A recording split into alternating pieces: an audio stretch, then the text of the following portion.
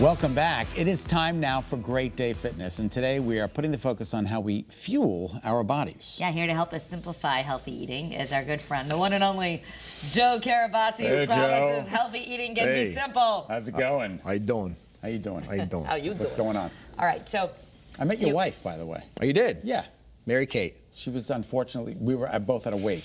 Yes, R.I.P. Mr. Timmy Devaney. Great guy. Highland Park Market. Highland Park Market. The best people. You know, they actually had ice cream on the line at the wake. Yeah. Like for part of the Highland Park. It was so sweet, like for people waiting. Their tagline is nobody does it better, but that's legitimate. Like, they're good people, they care. But your wife came up to me, she was delightful. Anyway, I didn't realize she was cousins with Molly. Oh, yeah. Anyway, I digress. We're talking about food and fuel. 4 stages that we need to keep in mind if you're struggling with food, or you just need to, it feels overwhelming. There's so much information out there, and every day you're like, do this, do that. I don't know, this guy says this, this woman says this.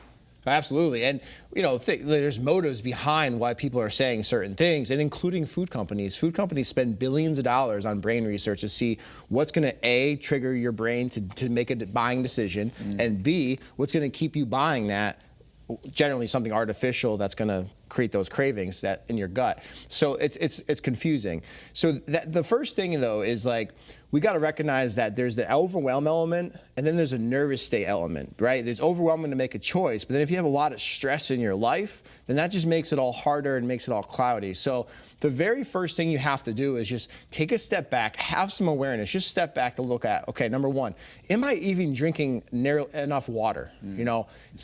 What types of foods make me feel like stomach aches, whatever it might be, not feeling bloating, like taking a step, looking at that. You don't have to count your calories. You don't have to log your food per se, but if you can have some awareness as to like, just slow down what you're doing, just consciously think about like, is this something does this make me feel good? Yeah. Is this really in line with what I'm trying to get, my goals? Right, because I can guarantee you, as overwhelming as it is, if you put a gun to your head, I can guarantee you, every one of us knows, and I'm talking to you out there, a few things that we can do to be healthier, right? So just start there. But stabilization is the next part, right?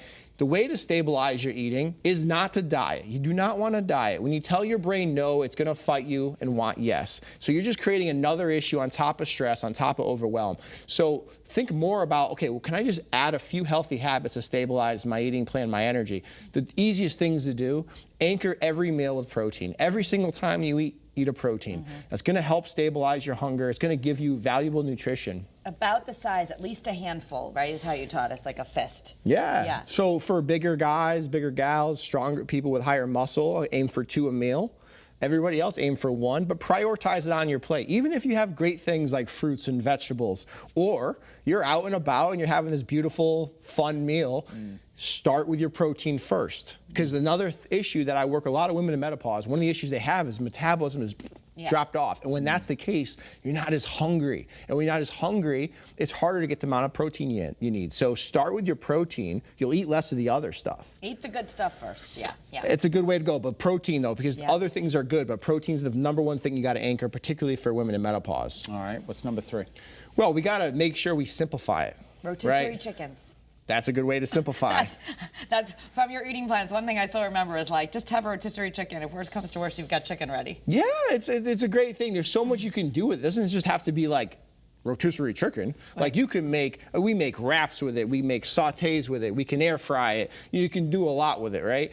And but simplify, right? Don't try to have this complex sort of like system of I got to do this, I got to do that, this, that, the other thing. It's more like, all right, look, I need to get more protein in my day. How do I do that? All right, I'm going to buy proteins that I like. Start there. You can also make sure that the water is the most simple thing to make simpler, which is just fill your water bottle and make sure it's a water bottle. Look, we all have to have plastic sometimes, but you don't want to rely on 16-ounce plastic bottles one after another over and over. Those chemicals are not good to keep having regularly. Especially if you leave it in your car all day. Yeah, but simply with water, like make it easy on yourself.